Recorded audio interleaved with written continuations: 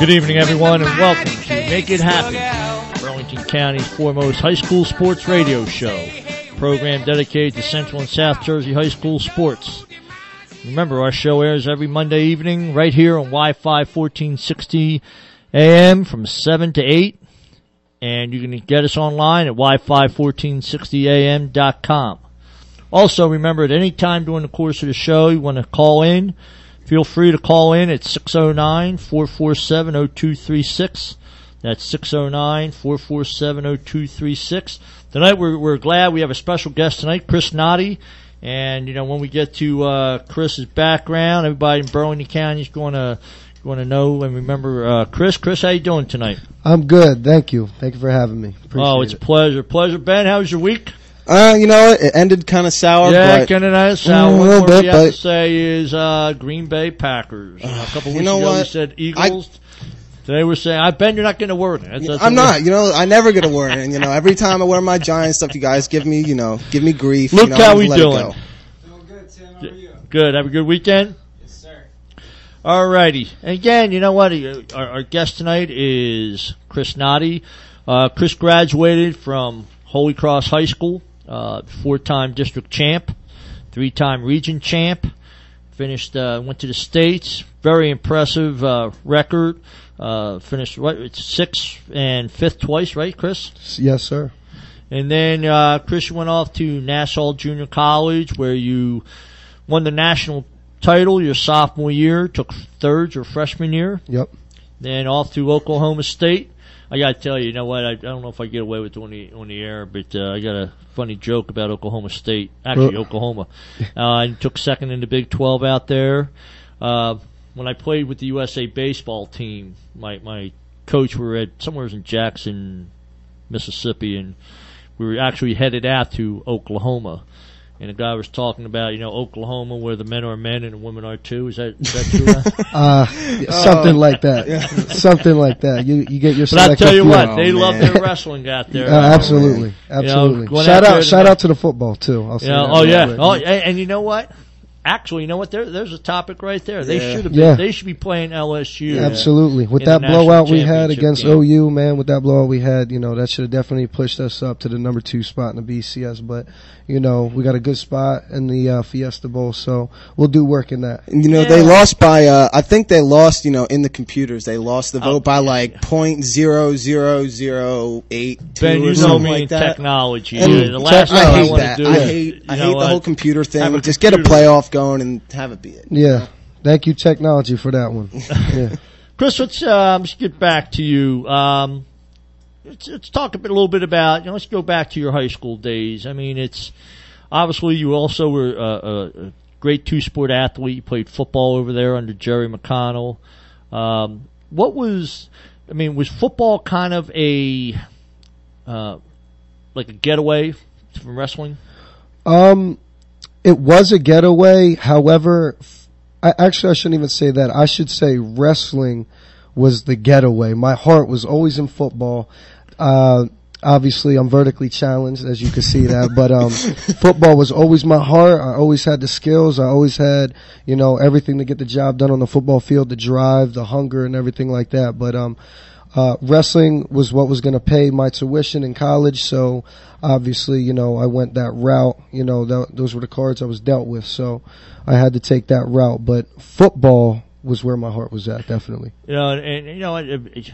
Talking about my sons earlier, and if you ask them what their first real love was, it would be football. Mm-hmm. But size-wise, obviously, they were, Brett wrestled a 4-year career at 103, and Louis was a masculine 119, but in pads they might have jumped up 4 or 5 pounds. Oh, yeah. But you know what?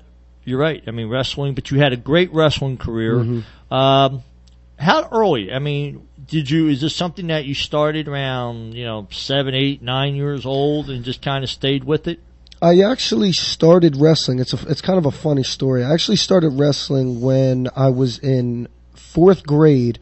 My mother had put me in karate, and I was not having that. My 2 older cousins, Dom Soli and Derek Cooper, they were in wrestling, succeeding, doing very well, and I looked up to them, and I wanted to be in it, about a couple months later, my Uncle Mike, rest in peace Mike, he said to me while my mom was at work one evening, he said, "Hey, do you want to wrestle?" And I said, "Yes, I do." And he said, "Get in the car. I'm going to drive around, find out where to sign you up." And that's when I ended up starting out for Willingboro. And so I started out at Willingboro, and then I went on to Palmyra, but went on from there. In terms of, Ben has always mentioned, traveling around and going through the midget wrestling programs and stuff like that. Did you ever get tired? I mean, was there a point where, you're wrestling and again, I know what it's like wrestling tournament after tournament. Was there a point in time you said, okay, you know what? After this tournament, I'm taking a break, couple months break, and I'm doing some other stuff. There was a point in the season, as you know, wrestling season it's very strenuous. It's very long. It gets dragged out towards the end, but depending on your will to win, the more wins you compile, the more drive you actually develop along the way. So it was very long. The practices became drag out towards the end of the season. But, when the season would end in late March, that's when, it became baseball season.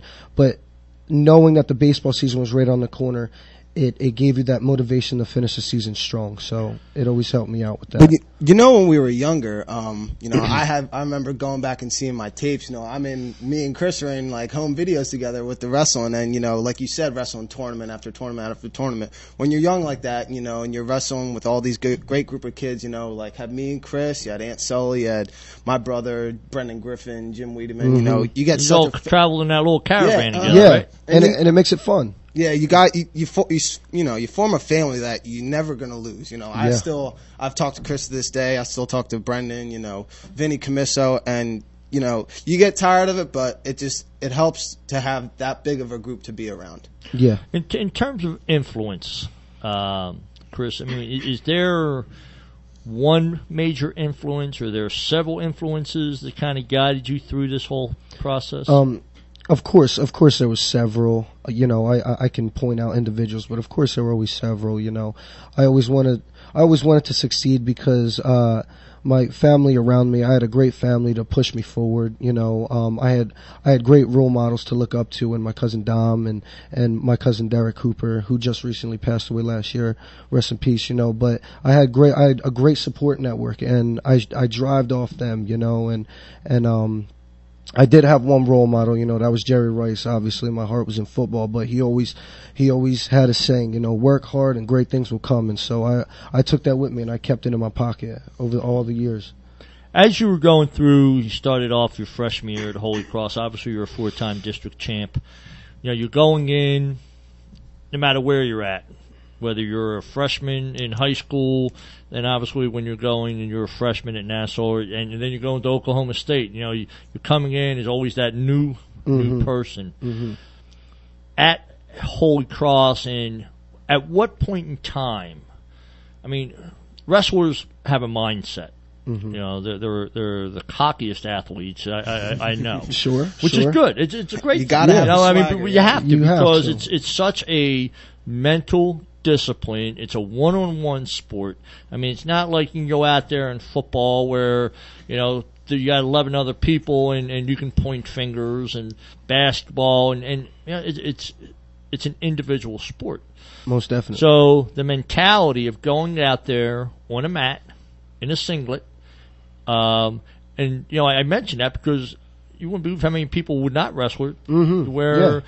But you're going out there, so you have this mentality. At what point in time in your freshman year, and I'm going to take it way back, did you realize, or did you say, hey, you know what, I'm pretty good? For a freshman. Yes, yeah. Going back to what you said, wrestlers are cocky. However, there's a small line between confidence and cockiness. In my own mind, I was cocky. To the public, to all my surroundings and everything, I was very humble. You got to be humble, and you always got to know that